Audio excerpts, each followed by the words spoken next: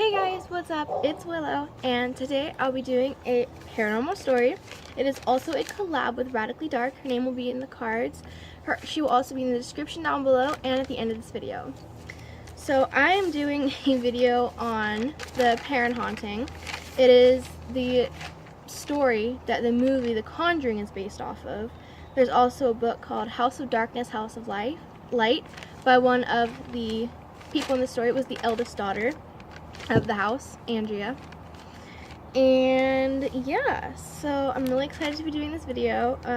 Make sure you go subscribe to Radically Dark. She's super amazing and super awesome. And let's get on with the video.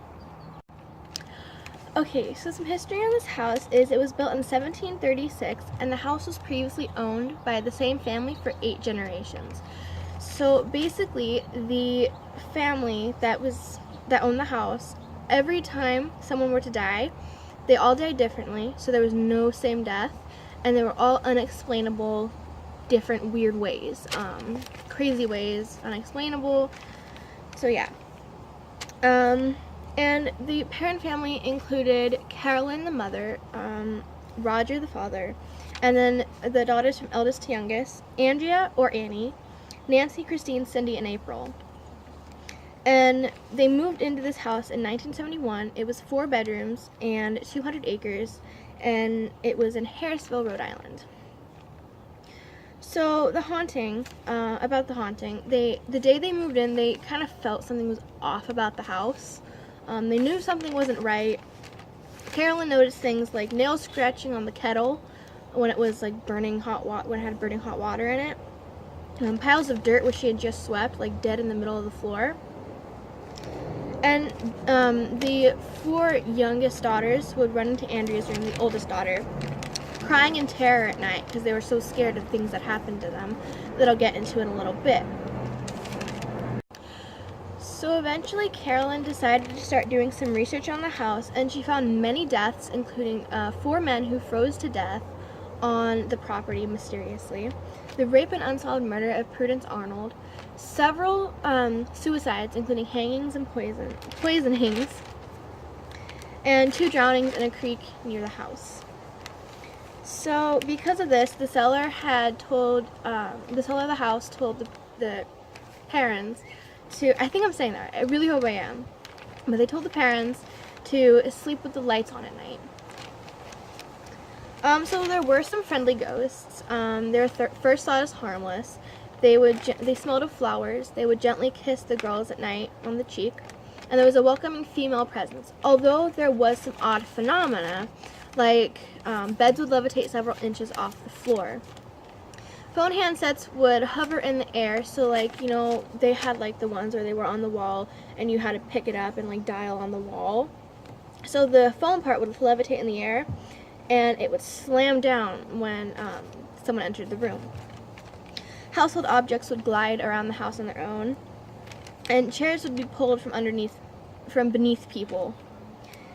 And the Perrons also once reported seeing a wall dissolve into nothingness, and something about blood, like the blood dissolved the wall into nothing, which was really weird. So there were also some demons. They would pull on the girls' limbs and hair in the middle of the night. They would bang loudly. They would bang loudly on the front door to where the house would shake. The doors would slam shut, and one of the spirits even molested the girls multiple times. So the worst of the worst was Bathsheba Sherman. I hope I'm saying her name right. She was from the 19th century to the 1800s, and she mostly haunted Carolyn and Cindy. She was accused of being a Satanist and a witch. She was also accused of marrying a Satanist.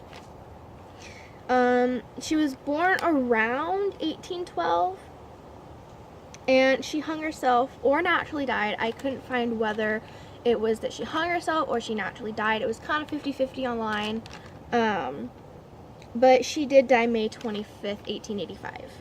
So she did live, you know, decent amount of time, you know, not too long. Like, it's possible she could have hung herself, but it's possible she could have died of natural causes too. She was accused of killing a baby in her care. So, like, she was babysitting someone or a little baby, and it had a metal thing, just a piece of metal plunged through its skull. And she had 3 kids who did not pass the age of 4. So Bathsheba began to physically attack the family, including the withdrawal of blood. Not like a lot of blood, where, like, you know, if you were to take a piece of metal and cut, you know, your arm open, and blood would be seeping out, you know, just squirting out, you know, nothing like that. Sorry if that was sensitive or whatever. But, like, she would put, like, needles in their skin. Like, they would feel pricks, and blood would come out. So just little drops of blood, you know. And her headstone still stands in the Harrisville Cemetery, although it is broken in half, and it has been just tormented by vandalizers, and just, it's awful. So now we're gonna go into Ed and Lorraine. It's raining. So it's going into the Ed and Lorraine Warren part. Warren. I don't know why I keep saying Lauren. I think I'm gonna move under the covers. I'll be right back. Okay, so I'm hearing this really ugly background. I'm really sorry about that. But now we go on to Ed and Lorraine Warren. They did come to the house multiple times. They made several house calls. And my brother's right there. Basically, one time they did like a ritual to try and make contact with Bathsheba, and Bathsheba ended up possessing Carolyn, the mother, and threw her 25 feet across the room into a wall. After that, Roger, the father, it is raining really badly right now, oh my gosh, good thing I moved. Roger kicked them off the property and banned them forever. They never came back, and that's basically the end of the story. Like, there's nothing else. Nothing was ever heard from. They lived in that house for 10 years. The house still stands, and there are people living in it right now. I think it was sold one time after they moved out, and the current owners still live in there. So yeah, there is a book that Andrea made called House of Darkness, House of Light. I will link that in the description if I can find that. I'll also try and find the movie The Conjuring and put that into the description. And yeah, make sure you go subscribe to Radically Dark and me. Like, comment, and subscribe. And yeah, I feel like I'm forgetting something. If I forget something, I'll just edit it in later. But yeah, I hope you guys enjoyed. Make sure to like, comment, and subscribe, and I'll see you in the next video.